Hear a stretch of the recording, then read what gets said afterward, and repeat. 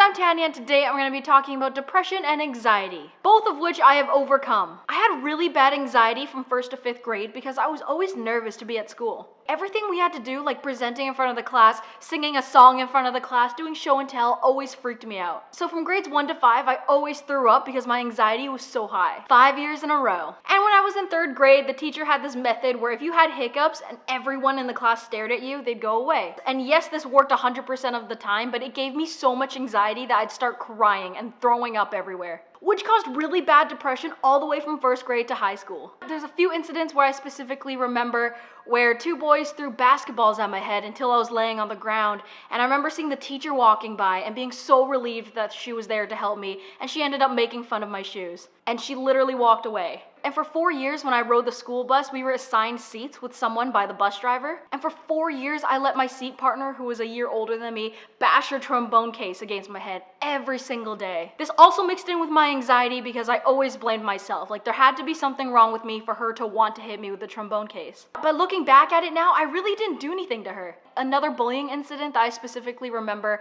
is when we used to have star students. So every month or week, I don't even remember what it was, there would be a star student and all the kids had to write a letter to you about you and make you feel special. And when I was star student, I remember that 90% of my letters were all really mean. And the worst part is that I didn't even tell the teacher. With the anxiety and depression that was all just running through my head the entire time, I figured, you know what, I probably deserve this. I deserve everything they're saying to me. And you know what? I didn't. And not so long after that, a group of kids that I didn't get along with in school made up a rumor that I had lice and spread it around the entire school. Let's just say I went a month and a half having no friends and sitting by myself against a wall at recess. And this sucked. As I got older, closer to 6th grade, I decided I had to tell some adults. And I always got the same phrases. It's not real. You'll forget it by morning. It's just a phase. So what? Everyone's depressed these days. Just be happy. You control your thoughts, you know. You're doing it for the attention. You're just having a bad day. Just calm down. Can't you just stop it? Freaking out over nothing. You're just being a downer. Just snap out of it. That's not a real illness. These are all definitely things you should never say to someone who has a mental illness. My parents are and were the types of people to respond this way when they hear about mental illness. When I first tried to come out to my parents in 5th or 6th grade about having depression,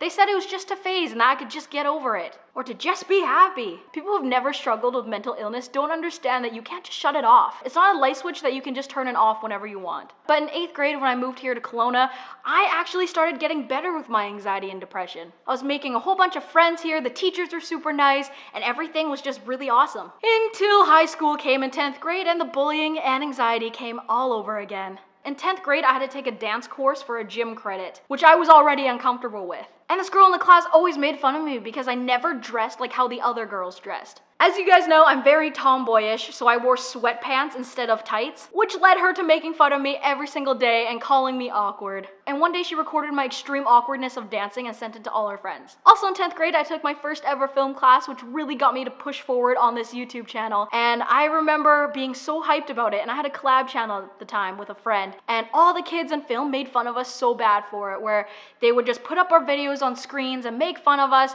and I never felt like it was a safe place to be. So that's when I started social anxiety, where I started becoming afraid of hanging out with people. Yes, I had a lot of friends in high school and I was friends with a lot of different social groups, but I just couldn't deal with hanging out with them. Felt like I wasn't good enough, or like they were gonna turn their backs on me. All these things that were running through my head, going on and on and on. I have avoided many parties and birthdays because of this. And I often like to just stay in a classroom and do homework rather than go and sit with my friends and eat. But also at the same time, Ashley and I were becoming really good friends. So we pushed forward on YouTube, and surprisingly, being on YouTube and talking to you guys has helped me overcome depression and anxiety. All of the life events that I've gone through because of YouTube has lifted all of the depression out of me. This probably doesn't even make sense to you, like how can YouTube get rid of depression? Like, it doesn't even make sense to me. But because I felt it, and because doing this is exactly what I love, it's like, why be depressed? But you have to know that it's a slow progression. But this is all the truth. It doesn't just happen. And after struggling with anxiety and depression for my entire life, I can finally say that I am 100% over depression and it no longer devours inside of me. I'm still working on anxiety, but I'd say I'm 95% over it now, which is amazing. And again, I don't know how this happened with YouTube, but it was the best decision I've ever made. There's a difference between people who say things like, I'm so depressed because I just failed that test. And then there's those people who actually feel that way. There's the 100th thing I've already failed, what else am I gonna fail now? People toss these kind of words like depression around easily these days, and I think that's why people with mental illnesses are trying to not tell other people, or in general just being scared of their own mental illness. But today, this ends. If you're struggling with a mental illness, it's really important to speak to someone. Whether that's a professional, a best friend, or parent, it's really important that they know. And if you're on the other side of it and you're friends with someone with a mental illness, educate yourself first and bust the myths before assuming anything. Also pay very close attention to the words that you use. And be kind.